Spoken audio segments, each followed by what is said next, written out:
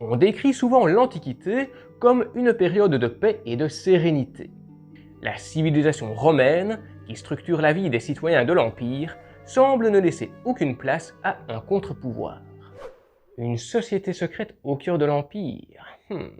C'est du moins ce qu'on a longtemps pensé du culte de Mithra. Mais qu'en est-il?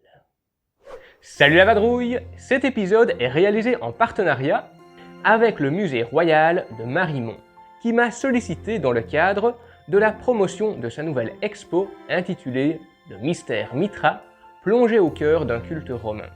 À cette occasion, je vous fais gagner 2 entrées via un jeu concours dont je vous expliquerai les règles en fin de vidéo. Donc, soyez bien attentifs.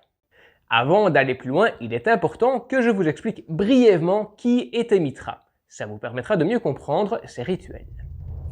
Mithra est un dieu romain aux origines perses, dont on savait peu de choses jusqu'à de récentes découvertes archéologiques, qui ont bouleversé la manière dont on le percevait, l'occasion de balayer les idées reçues dont il écopait.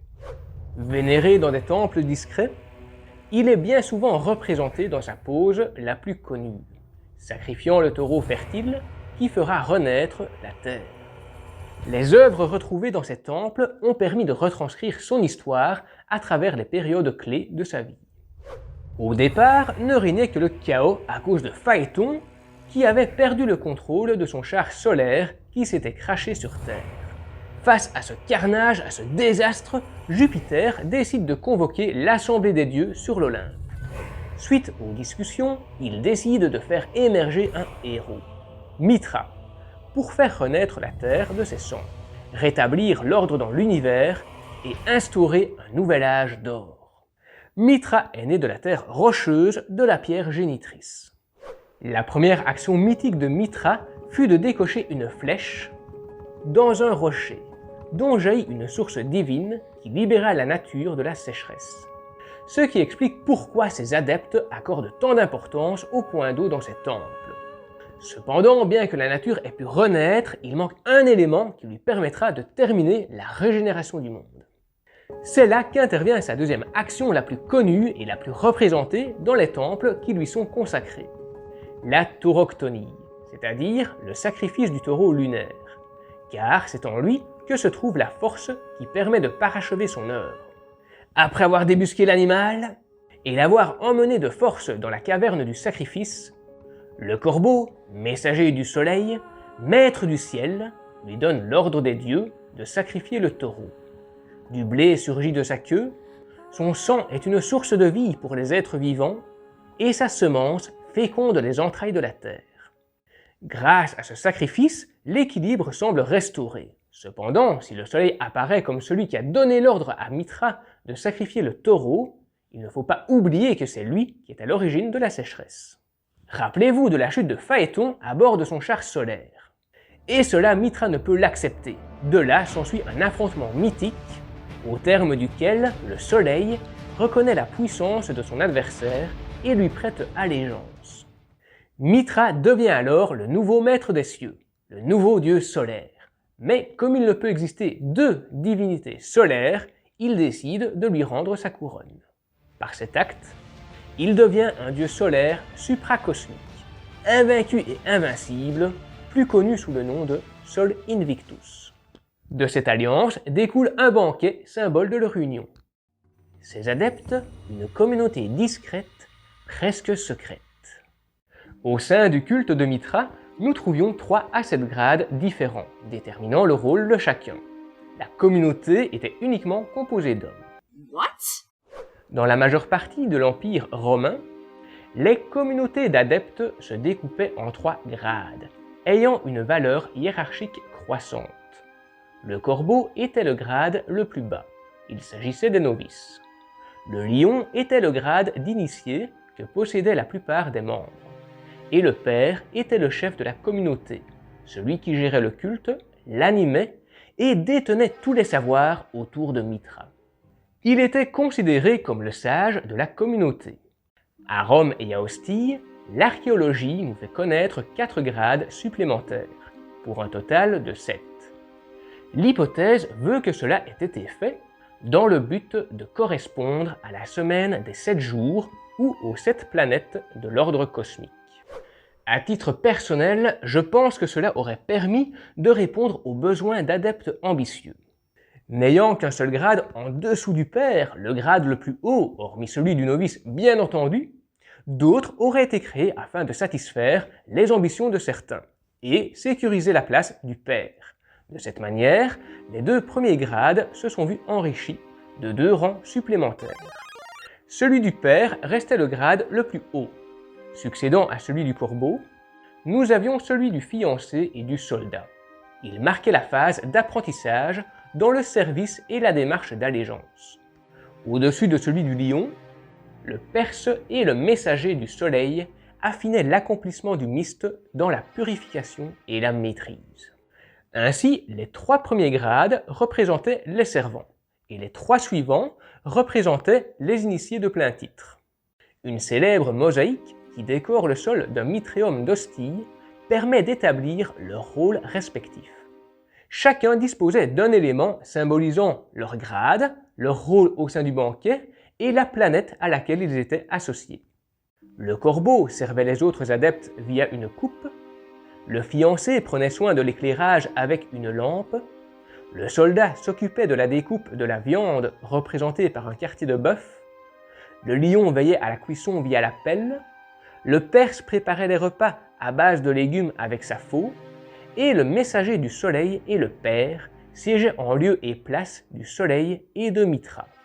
Le nombre d'adeptes que pouvait accueillir le culte, au sein d'un seul et même temple, est inconnu. Plusieurs hypothèses ont vu le jour, se référant bien souvent au nombre de banquettes, mais cette référence ne peut être garantie, dans la mesure où nous ne sommes pas sûrs que les servants étaient autorisés à manger à côté des grades supérieurs. Nous ne savons pas non plus s'ils pratiquaient la surréservation. Et enfin, il est à noter aussi que lorsque le père ne pouvait plus officier, que ce soit suite à un décès ou à un retrait, le grade inférieur ne prenait pas de facto sa place.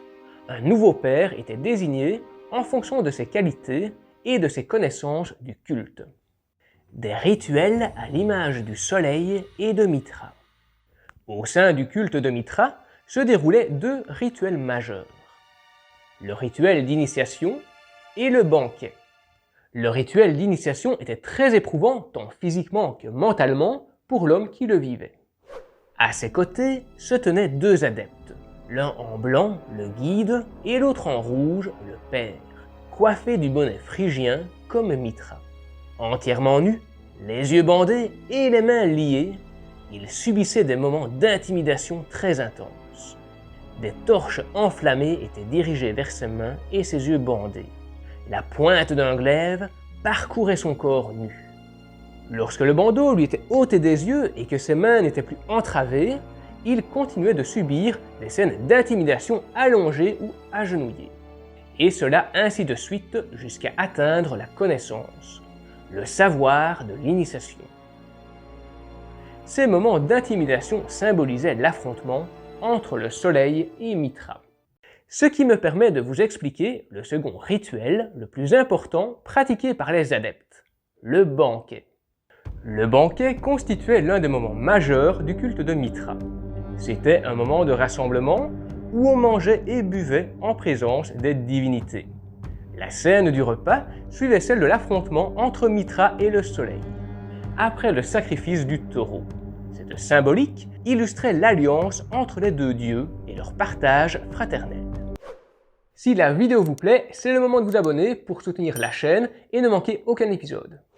Dans la culture romaine, les repas collectifs étaient une forme de sociabilité politique, au niveau civique comme associatif, et fonctionnaient comme de véritables critères d'identité. Au sein du culte, le partage du banquet entre les adeptes confirmait leur appartenance à la communauté. Ces 2 rituels, l'initiation comme le banquet, mobilisaient l'ensemble des sens des participants, afin de multiplier leurs chances d'entrer en contact avec les divinités. Cela notamment grâce aux mises en scène très théâtrales qui amplifiaient leur perception sensorielle. C'est autour de ces actions que les adeptes de Mithra se rassemblaient dans les temples érigés à son honneur. Ces lieux de culte possédaient une implantation, une structure et des rituels qui répondaient à des normes très spécifiques. C'est notamment grâce à ces critères que de nouveaux édifices ont pu être reconnus quasi annuellement par les archéologues.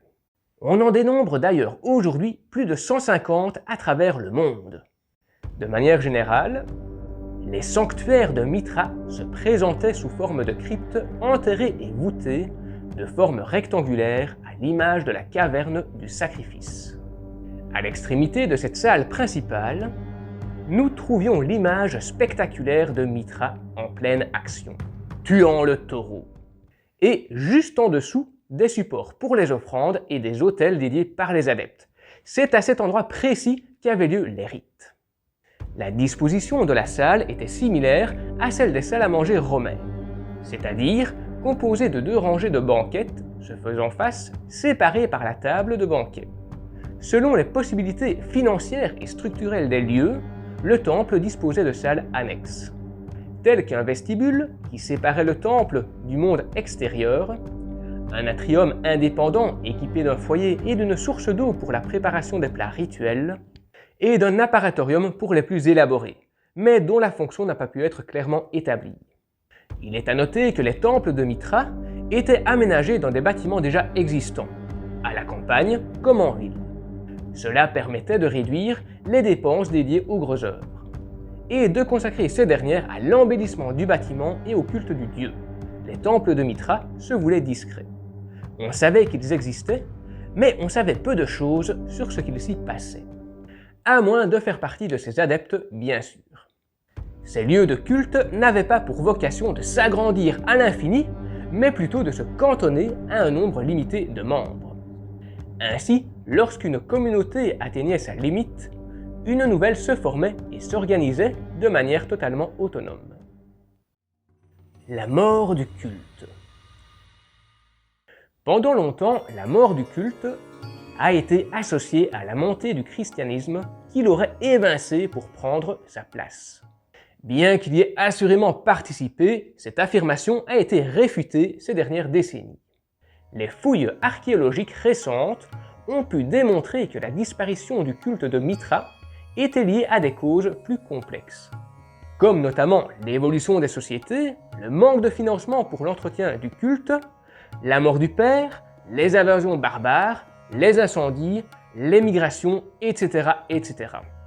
Cela a pu être confirmé par la découverte de certains temples intacts, dans lesquels les adeptes avaient pris le soin de le vider, le nettoyer avec précaution et de déposer au sol le grand relief tauroctonique, avant de le recouvrir de sable.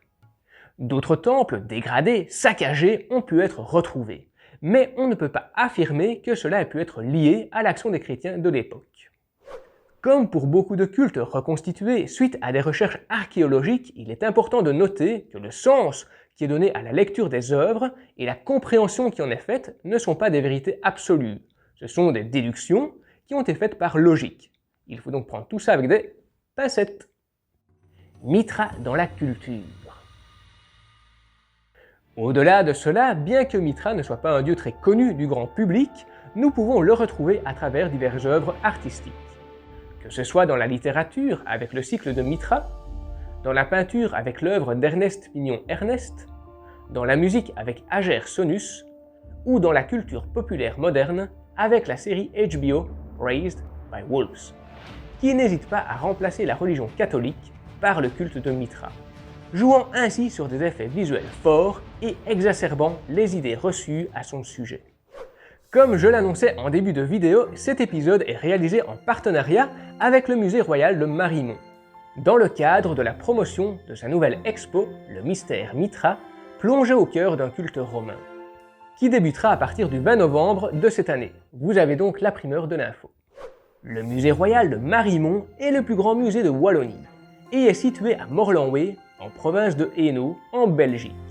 Il bénéficie du statut d'établissement scientifique de la Fédération Wallonie-Bruxelles qui conserve, étudie et valorise les anciennes collections rassemblées par Raoul Warroquet, fondateur du musée. Établi au cœur d'un parc naturel de 45 hectares, il vous propose de découvrir à la fois un vaste domaine paysager, composé de plusieurs variétés d'arbres exotiques et centenaires, où vous pourrez vous prélasser, mais aussi de parcourir le monde à travers l'art, la culture et l'histoire qui le composent. Les trésors des plus grandes civilisations y sont exposés, de la Rome antique à la Chine ancienne, en passant par l'Égypte et le Proche-Orient, mêlés à celles du Hainaut et de notre beau pays.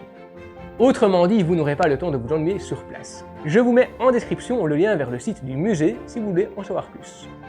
À l'occasion de l'ouverture de sa nouvelle expo, nous avons décidé de vous faire gagner 2 entrées pour la découvrir via un jeu concours.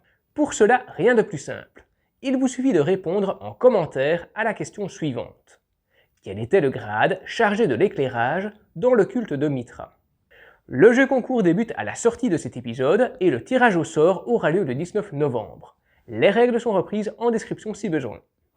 Merci au musée d'avoir partagé ses connaissances et ses nombreuses illustrations pour cet épisode. Merci aussi de m'avoir fait confiance pour la promo de votre exposition. Et merci à vous, les abonnés, d'avoir regardé cette vidéo jusqu'au bout.